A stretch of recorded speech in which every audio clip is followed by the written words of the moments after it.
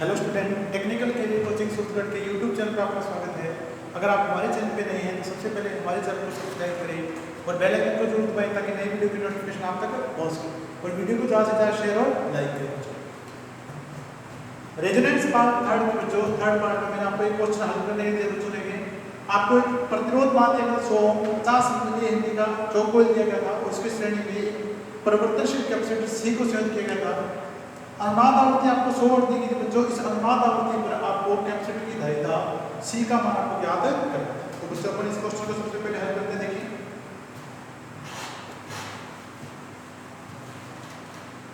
तो अनुनाद आवृत्ति पर जब बच्चों अपने पढ़ा था कि अनुनाद आवृत्ति पर आपका एक्सएल और एक्सी का मान अपने पास होगा बच्चों बराबर होगा। एक्सएल बराबर अपने पास होगा बच्चों एक्सी होगा। तो अपन देखिए बच्चों अपन इसमें अनुनाद आवृत्ति पर एक्सएल का मान अपन ज्ञात कर सकते हैं। अपन एक्सएल का मान क्या करते हैं? अनुनाद आवृत्ति पर प्रेरित प्रतिघात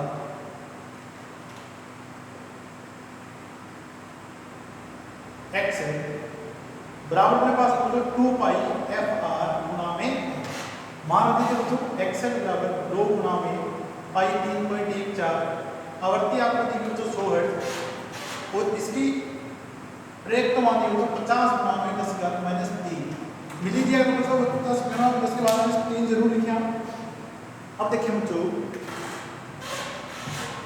1 2 और 3 ये से साथ कर दिया बच्चों। और बात यहां से देखिए क्या बच्चों 5 गुना में 2 यानी 10 बचा है बच्चों और 3.14 एक्सएल बराबर 10 गुना में 3.14 ये हमारे पास होता है बच्चों 31.4।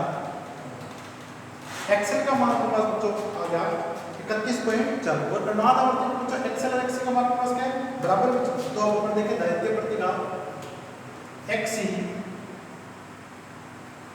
बराबर अपने पास आया जो 31.4 ठीक है बच्चों। और एक्सी बराबर अपने पास क्या होता है 1 बटा में 2 पाई एफ गुना में सी। ठीक है अगर आपको उस दायित्व सी का मान निकालना है तो हमने इसको इस प्रकार लिख दिया बच्चों 2 गुना में एफ आर गुना में एक्स एक्स मान को कर दीजिए बच्चों सी बराबर 2 गुना में 3.14 आवृत्ति आपको दी है 100 31.4। अगर आप इसे सोल्व करेंगे बच्चों तो आपका आंसर आएगा 50 माइक्रोफैराड। तो कई बच्चों ने एकदम सही आंसर भेजे बच्चों। क्वेश्चन आप जरूर करें और करने के बाद रिप्लाई जरूर करें बच्चों। स्क्रीनशॉट ले लीजिए। आज अपन नया टॉपिक स्टार्ट करें बच्चों पॉलीफेज सिस्टम बहुकुला प्रणाली। थ्री फेज सिस्टम अपना पास लास्ट टॉपिक है बच्चों के पास ऐसी थ्योरी का।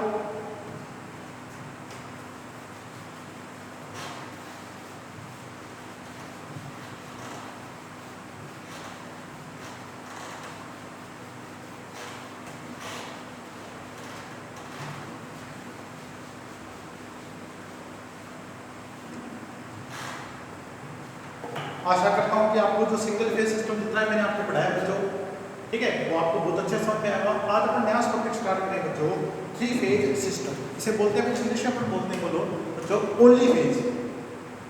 पॉलीफेज पॉली का मतलब होता है बच्चों एक से अधिक फेज। पॉलीफेज सिस्टम हिंदी में अपन बोलेंगे बच्चों बहुकुला प्रणाली।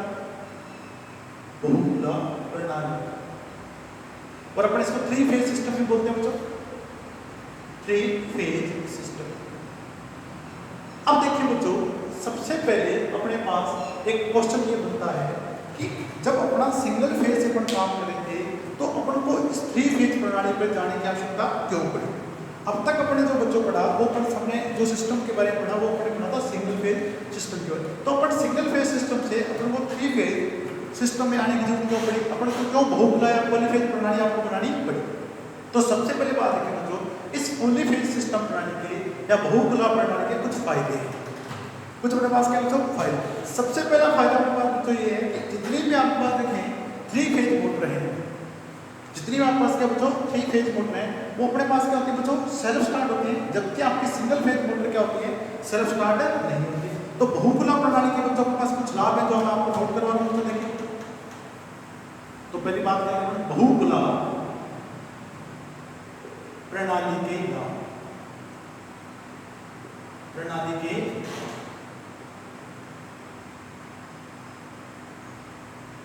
बहुभुला प्रणाली के पहला जो हमारे पास फायदा अपने पास तो ये है कि 3 फेज मोटर सेल्फ स्टार्ट होती है, सेल्फ स्टार्ट होती है,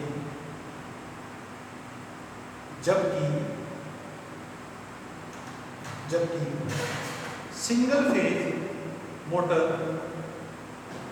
सेल्फ स्टार्ट नहीं होती, सेल्फ स्टार्ट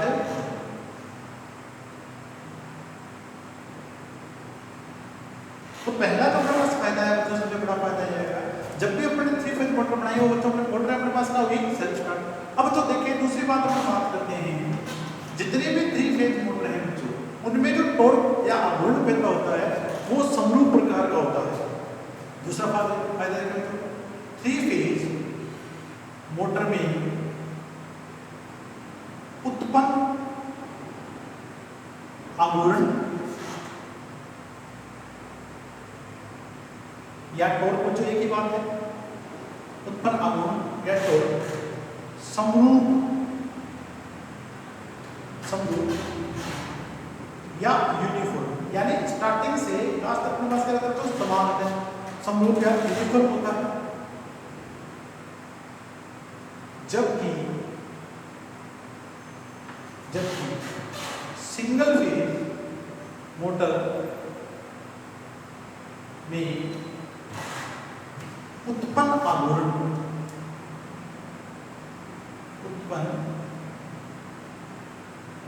आघूर्ण स्पंदमान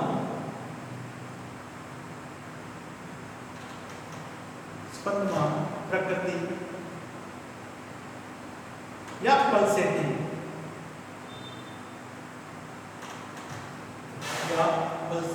होता है। तो जितनी भी आपको जो सिंगल फेज मोटर है उनका जो टॉर्क पैदा होता है वो आपका टॉर्क समरूप नहीं होता है, स्टार्टिंग से तक अपना एक जैसा नहीं होता, ये अपने पास का जो स्पंदमान या पल्सेटिंग प्रकृति का होता है। अब देखिए बच्चों जितनी भी आपके पास सिंगल फेज 3 फेज मोटर है उनका अगर शक्ति गुणांक की बात करें बच्चों, तो जितनी भी आपके पास 3 फेज मोटर होंगे बच्चों उनका जो शक्ति गुणांक होता है वो सिंगल फेज मोटर की अपेक्षा में क्या होता है बच्चों, उच्च होता है। तीसरा फायदा मुझे क्या मिला, 3 फेज मोटर का शक्ति गुणांक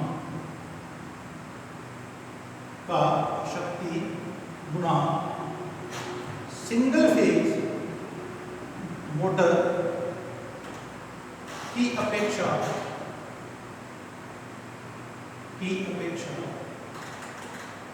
उच्च होता है। यानी अपने को जो बच्चों पावर फैक्टर मिलेगा वो 3 फेज मोटर का आपको क्या मिलेगा, अधिक अच्छा मिलेगा। अब देखिए बच्चों चौथा फायदा अपने पास क्या बच्चों, अगर अपन बात करें 2 मोटर अपने बच्चों 3 फेज और सिंगल फेज और दोनों की रेटिंग समान है, दोनों मोटर की रेटिंग है समान। मान लो कि आपने 1 HP एक मोटर ले ली बच्चों सिंगल फेज की जो आपके पास 3 HP की है और दूसरी आपने मोटर ली 3 फेज की जो भी आपके पास कितने HP की है, 3 HP की। तो 3 फेज मोटर होगा, जो 3 फेज मोटर होगी उसका आकार क्या होगा बच्चों, सिंगल फेज मोटर की अपेक्षा में क्या होगा, कम होगा। तो आकार अपने पास क्या होगा बच्चों, छोटा होगा बच्चों। देखिए 3 फेज मोटर का आकार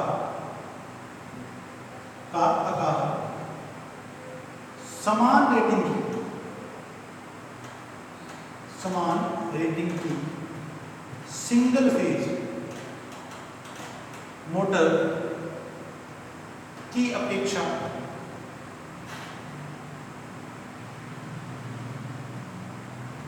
कम होता है। सिंगल फेज मोटर की अपेक्षा कम होता है। तो सबसे पहले बच्चों अपने क्या पढ़ा कि अपने पास क्या है, 3 फेज मोटर है तो मोटर अपने पास सेल्फ स्टार्ट होगी, जैसे अपने 3 फेज पे आई, जबकि सिंगल फेज मोटर अपने पास सेल्फ स्टार्ट नहीं थी।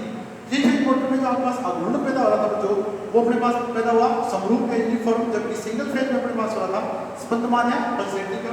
इसी प्रकार 3 फेज मोटर का शक्ति गुणांक सिंगल फेज की अपेक्षा क्या होगा बच्चों, उच्च होगा। चौथा फायदा मैंने बता दो, 3 फेज मोटर का आकार समान रेटिंग की सिंगल फेज मोटर की अपेक्षा क्या होता है बच्चों, कम होता है। स्क्रीनशॉट ले लो बच्चों आप इसको पहले, नेक्स्ट में आगे बढ़ते हैं। अब देखिए बच्चों, अगर आपका आकार कम है, कोई भी मोटर का अगर बच्चों आकार कम है, तो उसका मतलब ये है कि उसमें आपकी जो कम पर लागत है वो अपने पास क्या होगी बच्चों, कम होगी। तो पांचवा फायदा देखिए बच्चों, 3 फेज मोटर में कम पर लागत, सिंगल फेज मोटर की तुलना में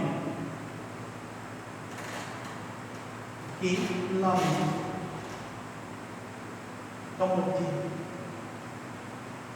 यानी पांचवा फायदा देखो बच्चों, जितनी हमारे पास 3 फेज मोटर होगी उसमें जो तापमान लागत होगी वो सिंगल फेज मोटर की तुलना में अपने पास क्या होती है, कम होती है। यानी अपने पास बच्चों ये अपने पास जो 3 फेज मोटर का जो डिजाइन है, तो निर्माण वो अपने पास बच्चों इकोनॉमिक होगा।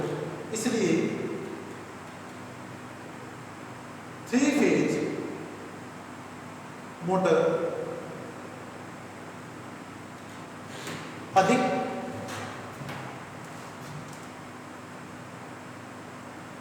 इकोनॉमिक होती है,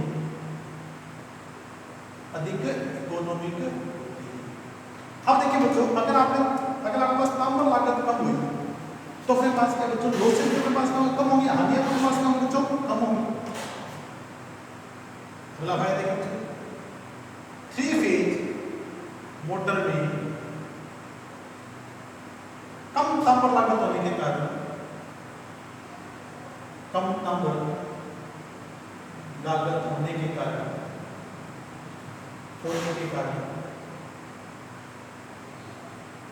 हानियां कम होती,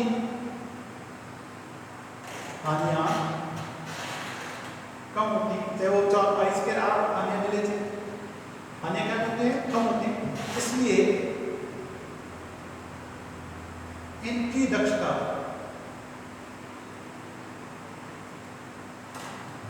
सिंगल फेज मोटर की अपेक्षा उच्च होती है। अगर अपने पास तापमान कम लगा बच्चों, तो तापमान लागत कम होने के कारण पास क्या हानियां भी क्या होगी बच्चों, कम होगी। और अगर आपके पास हानियां कम होगी तो आपके पास क्या बच्चों, दक्षता आपके पास बढ़ेगी। अब हम बात करते हैं बच्चों प्रसारण प्रणाली में। तो प्रसारण प्रणाली में आप सारा सिस्टम जो अपने यूज करें वो यूज करें 3 फेज। तो प्रसारण प्रणाली में आपके पास क्या बच्चों, अगर आप 3 फेज प्रणाली यूज करते हैं तो आप एक साथ अधिक क्षमता में पावर ट्रांसमिट कर सकते हैं। प्रसारण प्रणाली में, इसे आप ट्रांसमिशन बोलते हैं इंग्लिश में, प्रसारण प्रणाली में बहुकुला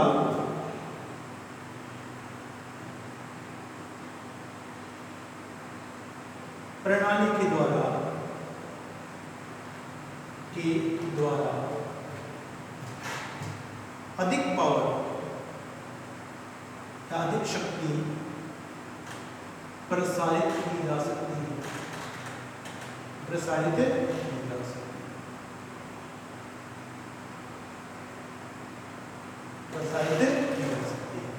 ठीक है बच्चों। तो अपने पास क्या, अगर अपन बात करते हैं प्रसारण प्रणाली में, तो बहुकुला प्रणाली की तरह अपने पास क्या करते हैं, अधिक शक्ति प्रसारित करते हैं। अब अपने पास एक फायदा बच्चों वितरण में भी अपने पास है बच्चों, देखिए अगर आप 3 फेज प्रणाली का आप यूज करते हैं तो आप उसी से सिंगल फेज कनेक्शन दे सकते हैं, उसी से आप क्या कर सकते हो, 3 फेज कनेक्शन आप दे सकते हो। तो ये अपने पास कुछ फायदे थे बच्चों पॉलीफेज या बहुकुला या 3 फेज सिस्टम में आने के, ठीक है। इसलिए अपने बच्चों स्विच किया सिंगल फेज से 3 फेज। तो सबसे पहले आप नोट कर ले रहे, ठीक है। कोई ना कोई एडवांटेज होता है, इसलिए अपन क्या करते हैं बच्चों, किसी सिस्टम को अपन अडेप्ट करते हैं।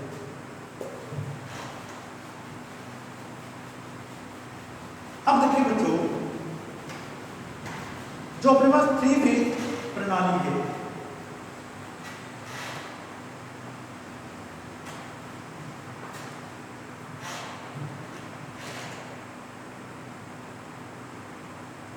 पॉलीफेज पार्ट फर्स्ट पढ़ेंगे बच्चों। अब देखिए बच्चों, अगर हम बात करते हैं 3 फेज प्रणाली की, तो थ्री फेज प्रणाली की जब भी अपन बात करें बच्चों या पॉलीफेज की बात करें तो अपने पास कुल फेज की संख्या अपने पास क्या हो जो 3 होगी।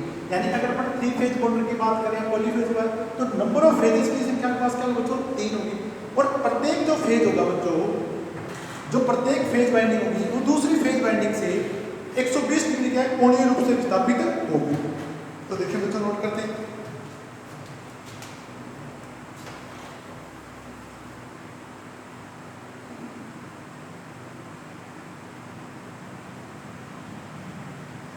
पॉलीफेज या बहुकला बच्चों एक बार बहुकला लिख देता हूं बच्चों बहुकला प्रणाली में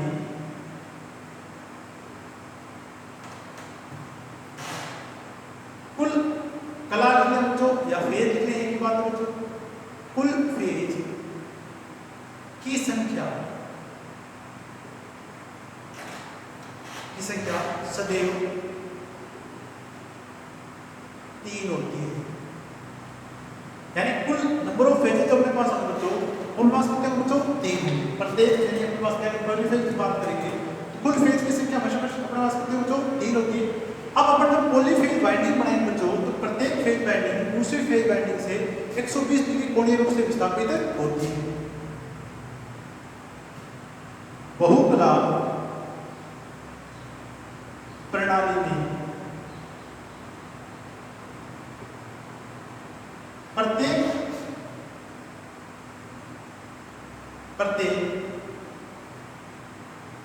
फेज वाइंडिंग दूसरी फेज वाइंडिंग से 120 डिग्री विद्युतीय रूप से विस्थापित होती है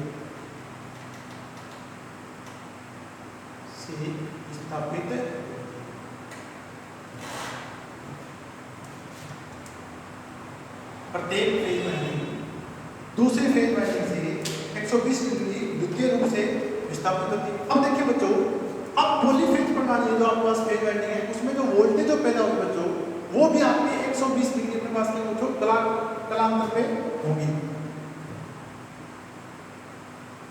बहुकला प्रणाली में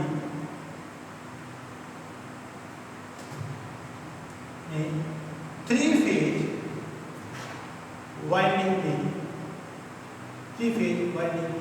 प्रत्येक फेज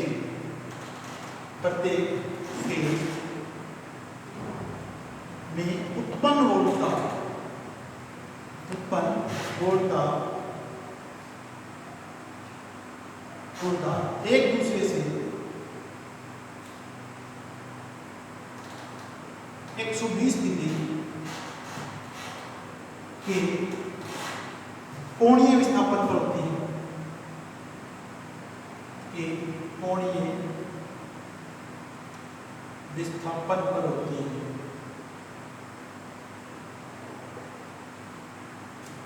तो सबसे पहले अपने क्या पढ़ा बच्चों अगर पॉलीफेज की बात करेंगे तो सदैव आपका जो कुल फेज है या कुल कला की संख्या हमेशा कितनी बच्चों 3 होगी।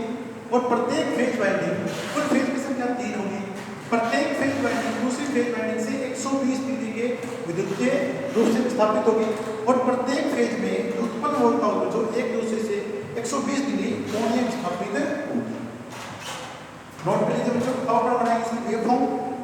ये आपको वेवफॉर्म किस प्रकार दिखाई देगी अगर आपके पास 3 फेज अगर आपके पास आपूर्ति आपको दी जाती है। नोट कर लीजिए तीनों बच्चों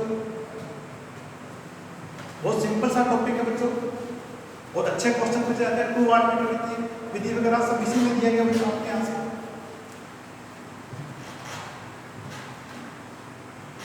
अब देखिए बच्चों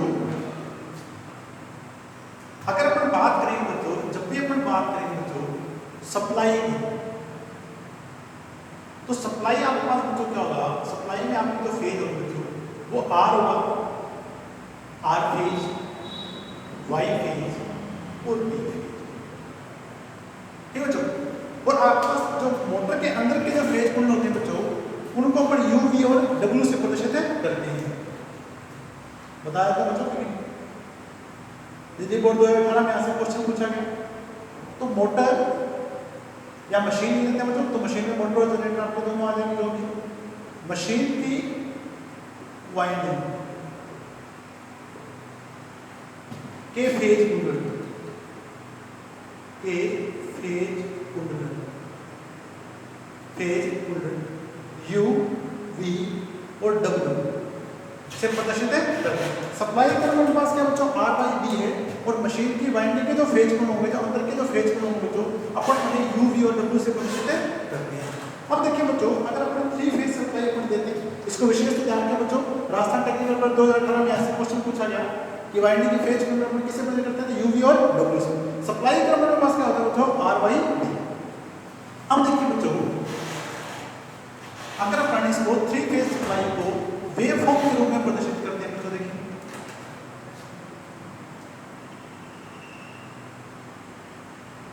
इसका वेव यंत्रण प्रारूप के पास कैसा होगा, ठीक है बच्चों। अब अपने जिस प्रकार सिंगल फेज में अपने जो फेज क्रम बनाया था बच्चों, देखिए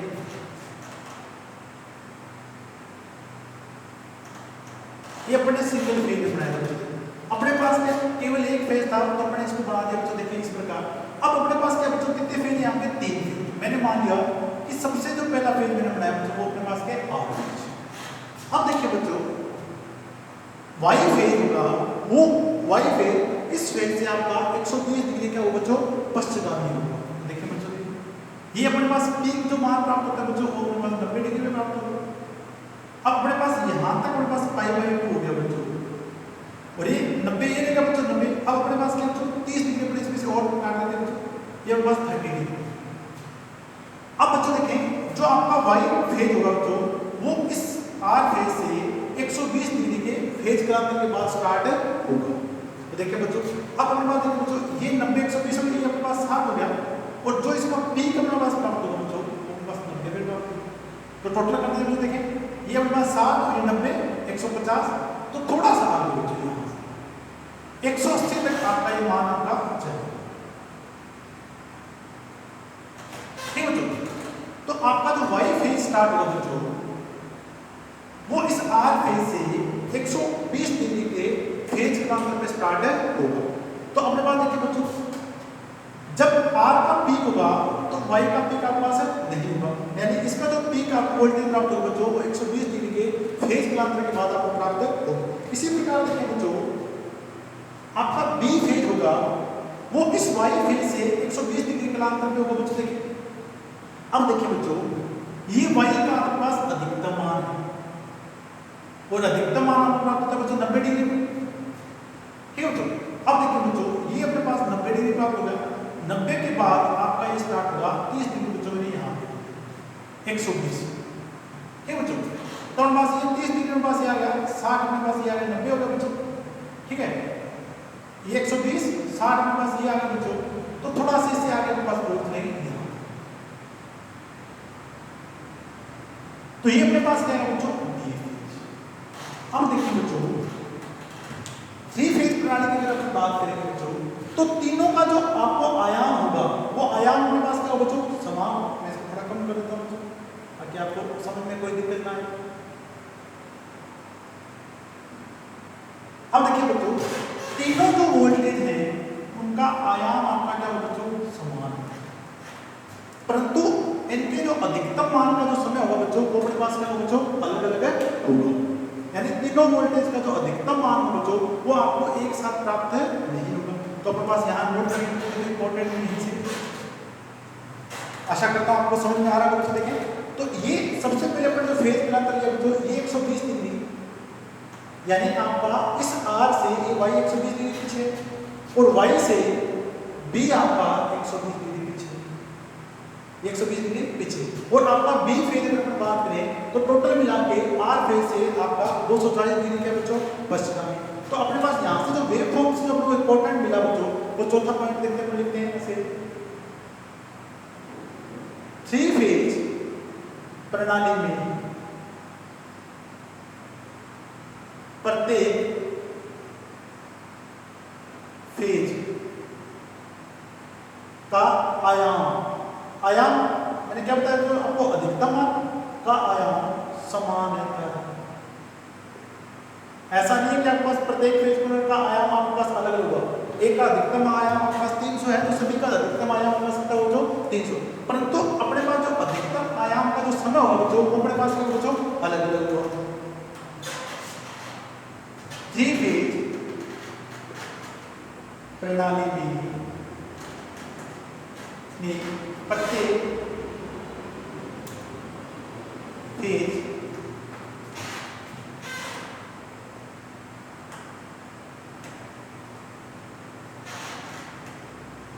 तीनों फेज का आयाम एक समय में समान नहीं होता है। एक ही टाइम पे तीनों का मान आपके पास कभी भी समान आपके पास नहीं होता है। आयाम आपके पास समान होगा परंतु एक समय में तीनों आयाम आपके पास समान है कभी भी नहीं होंगे। नोट कर लीजिए बच्चों, इस वेव फॉर्म को आप अच्छे से बना के देखें बच्चों। अब देखिए बच्चों, अगर अपन इसको फेजर डायग्राम प्रदर्शित करेंगे बच्चों तो किस प्रकार प्रदर्शित करेंगे, देखिए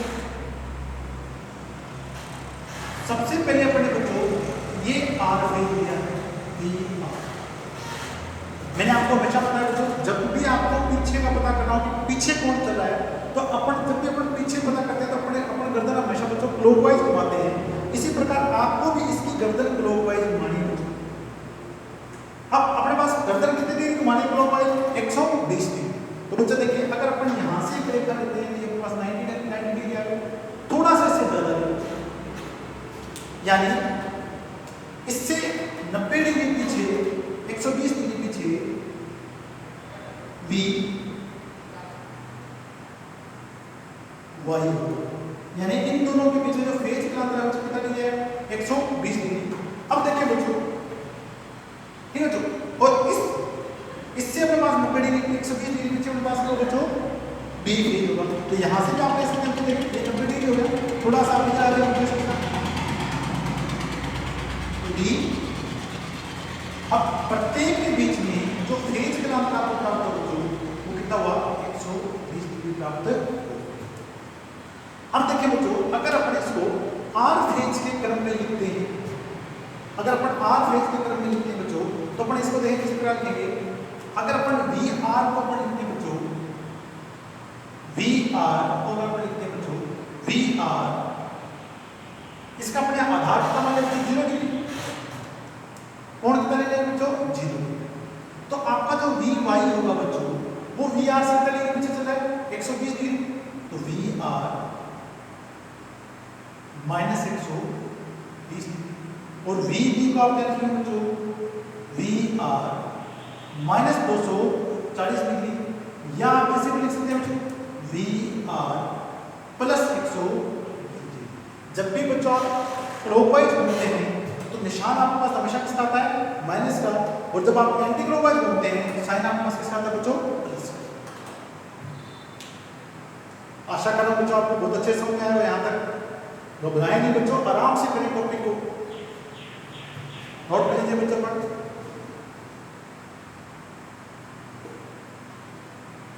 अब देखिए बच्चों, पॉलीफेज प्रणाली में अपने पास दो तरह के अपने पास कनेक्शन अपन यूज करते हैं। एक अपन बात करते हैं स्टार कनेक्शन की, दूसरा अपन करते हैं बच्चों डेल्टा कनेक्शन। यहाँ तक सारे पॉइंट आप नोट कर लीजिए बच्चों। अब पॉलीफेज सिस्टम में अपने पास दो तरह के संयोजन अपन काम में लेते हैं। अगर आपको न्यूट्रल लेना है तो आपको स्टार कनेक्ट करना है, और अगर आपको न्यूट्रल नहीं लेना बच्चों तो अपन यूज करेंगे वो अपनी सुविधा के अनुसार।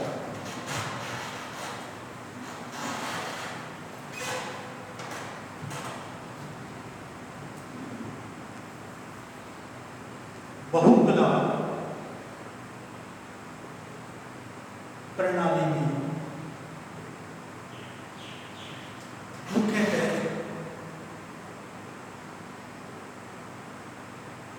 दो संयोजन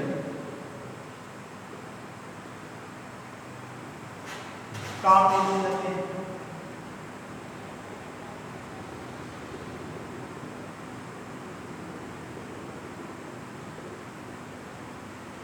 शामिल है।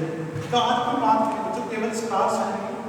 पहला अपन बच्चे पढ़ रहे हैं स्टार संयोजन।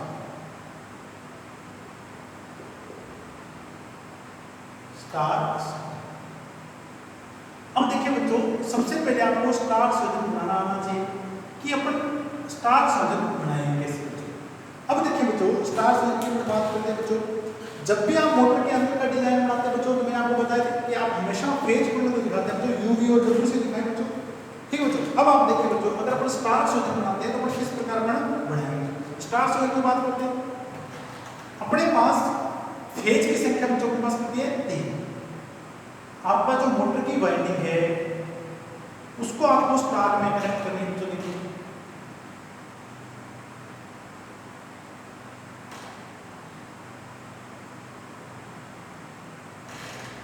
ये अपने पास 3 फेज वाइंडिंग है। अब अपने पास क्या स्टार्ट किया बच्चों ने, यू से स्टार्ट किया, यू वी और डब्ल्यू। पहला स्टेप मैंने एक से लिया बच्चों u1 v1 और w1। इसी प्रकार मैंने दूसरा स्टेप लिया बच्चों u2 v2 और हम प्रैक्टिस बच्चों ये करेंगे कि R Y D a1 a2 ना दिखा के आप इसको u v और w दिखाएं ताकि आपको याद हो। अब देखिए बच्चों स्टार संयोजन में अगर बात करें तो स्टार संयोजन में हमेशा अपन समान सिरे अपन क्या करते हैं बच्चों, ये तीनों फेज सिरे अपन क्या करते हैं बच्चों शॉर्ट करते हैं, ठीक बच्चों। मैंने u2 v2 और w2 को मैंने क्या कर दिया बच्चों शॉर्ट कर दिया, और इसी शॉर्ट पॉइंट से बच्चों मैं एक न्यूट्रल पॉइंट निकाल रहा हूं। ये मेरा अपने पास क्या बच्चों न्यूट्रल पॉइंट आ गया, और ये जो पहले सिरे हैं बच्चों u v और w मैं सप्लाई से छोड़ दूंगा बच्चों r y और b से। तो अपने पास जो फेज सप्लाई कर रहा हूं अपने पास बच्चों r y और b। अब u को मैं जोड़ूंगा बच्चों r से, b को जोड़ूंगा y से और w किसे जोड़ूंगा बच्चों b से। तो अपने क्या किया बच्चों, अगर स्टार संयोजन किया तो अगर अपन समान सिरे शॉर्ट कर देते हैं और समान सिरे पर सप्लाई वोल्टेज संयोजित करते हैं तो अपने पास जो संयोजन अपने पास क्या है स्टार। अब देखिए बच्चों दूसरा अपने पास क्या है, कुल वायर अपने पास कितनी, एक फेज वाइंडिंग है, दूसरी फेज वाइंडिंग का वायर है, तीसरी का वायर है और चौथा नंबर। तो स्टार संयोजन को अपन 3 फेज और वायर संयोजन भी कहते हैं। अब पहला एक तरीका तो अपने पास बच्चों ये था जोड़ने का, और दूसरा तरीका मैं आपको बता दूं। देखिए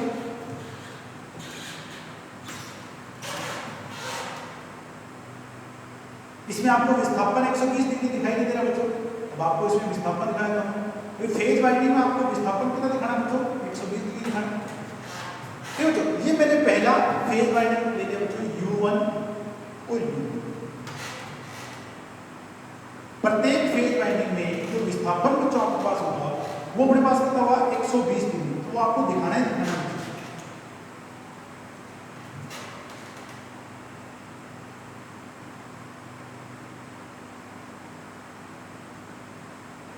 ठीक बच्चों, अब u के बाद मैंने क्या किया बच्चों v2 और v।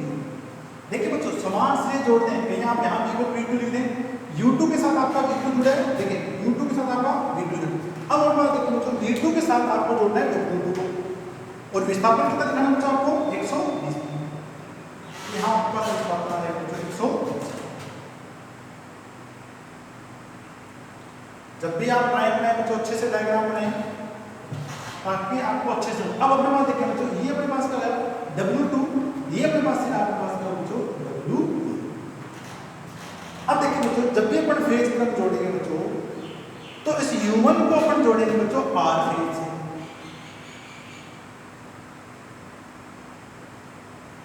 u1 को अपन किस जोड़ेंगे बच्चों सप्लाई के r फेज से, v को अपन जोड़ेंगे बच्चों y से,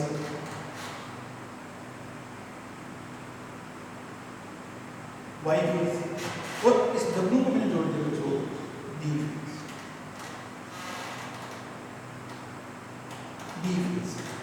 ठीक बच्चों। तो इस प्रकार आप दिखाएं, और अपने पास देखिए जहां अपने पास ये तीनों सिरे अपने शॉर्ट किए बच्चों वहां से हम चौथा पॉइंट ले सकते हैं बच्चों न्यूट्रल पॉइंट।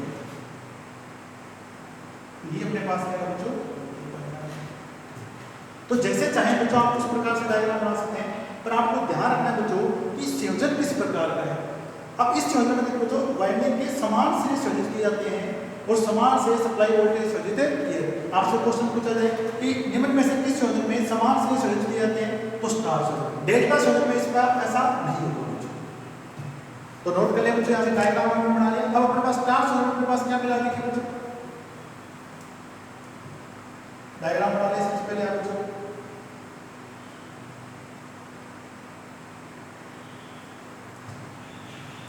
आप देखिए बच्चों, यहां से अपने क्या मिला, ओपन लिखते हैं।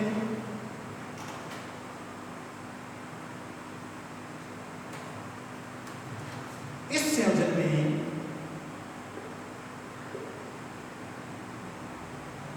तीनों फेज कुंडलन, वाइंडिंग को फेज वाइंडिंग बोलते हैं, फेज के अंतिम समान सिरों को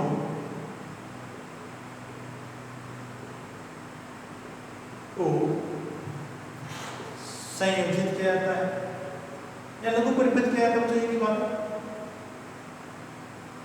किया जाता है तथा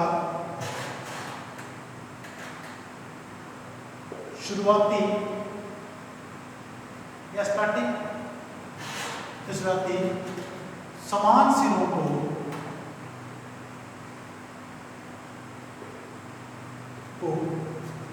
सप्लाई वोल्टा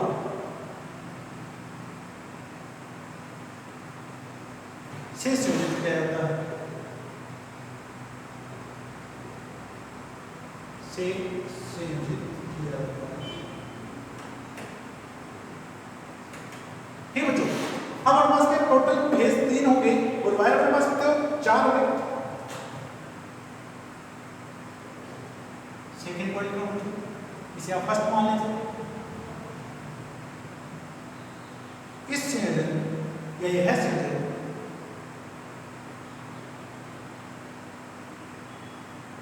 थ्री फेज 4 वायर संयोजन भी कहलाता है, भी कहलाता है। ठीक है तो यानी इस संयोजन को हम 3 फेज 4 वायर संयोजन भी कहते हैं। ठीक है तो अब इस पॉइंट, इस जो संयोजन हो जो इसमें अपने पास क्या हमेशा न्यूट्रल पॉइंट रहता है। इस संयोजन में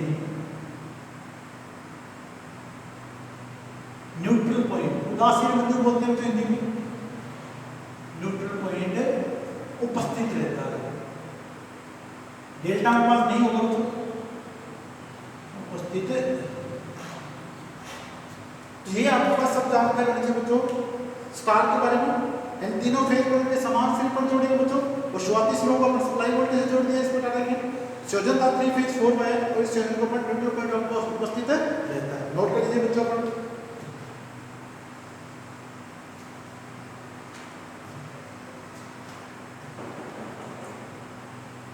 अब देखिए बच्चों,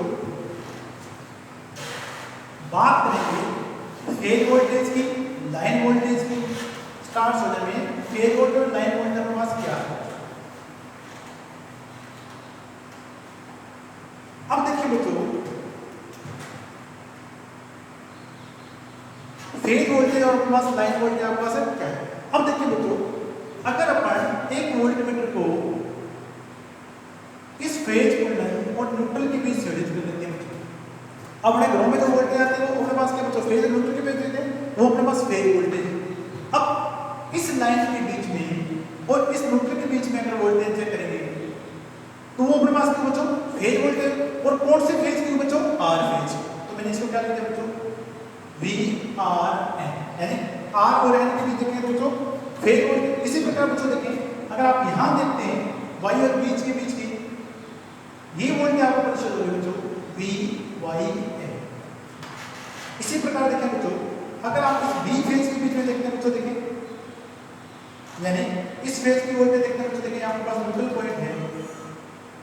अगर आप यहां वोल्टमीटर से चेक करते हैं बच्चों ये जो वोल्टेज आपके पास है बच्चों वो होगी वी बी। अब हमने बात किया कि अपने पास फेज वोल्टेज क्या बच्चों, फेज वोल्टेज या फेज वोल्टेज प्रदर्शित करेंगे बच्चों से वीपीएच।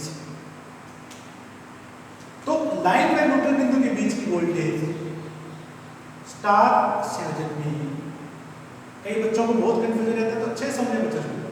स्टार्ट समझिए लाइन व न्यूट्रल के बीच की वोल्टता, के बीच की वोल्टता फेज वोल्टता कहलाती है। फेज वोल्टता। अब देखिए बच्चों दूसरी हमारे पास कौन से बच्चों लाइन वोल्टेज। अब देखिए बच्चों लाइन वोल्टेज हमारे पास बच्चों दो लाइनों के बीच की वोल्टेज। ये हमारे पास बच्चों देखिए जो दूर से हमारे पास आ रही है बच्चों, वो हमारे पास क्या लाइन है, ये वाई फेज की। अगर अपन यहाँ वोल्टमीटर लगाते हैं बच्चों, तो दो लाइनों को निकल गया, ये कौन सी वोल्टेज बताएगा बच्चों, वी आर वाई। और अगर अपन इसके और इसके बीच में बताएंगे तो वी आर, तो लाइन वोल्टेज की बात नहीं होती। देखिए लाइन वोल्टेज या लाइन वी स्टार्ट्स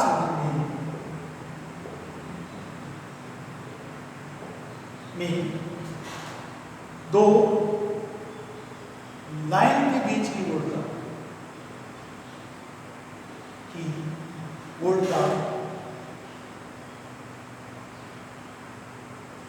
लाइन वोल्टता कहलाती है।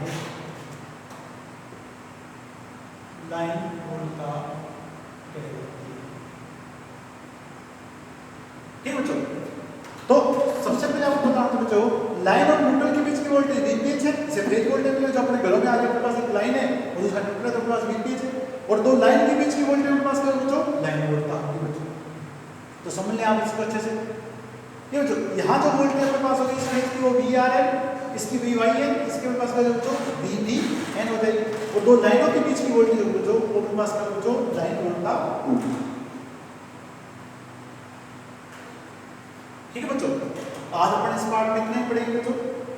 नेक्स्ट अपने अगले पार्ट में पढ़ेंगे इन दोनों के बीच में संबंध, लाइन वोल्टेज फेज वोल्टेज के बीच में आपके पास संबंध। आपका बहुत बहुत आप बच्चों।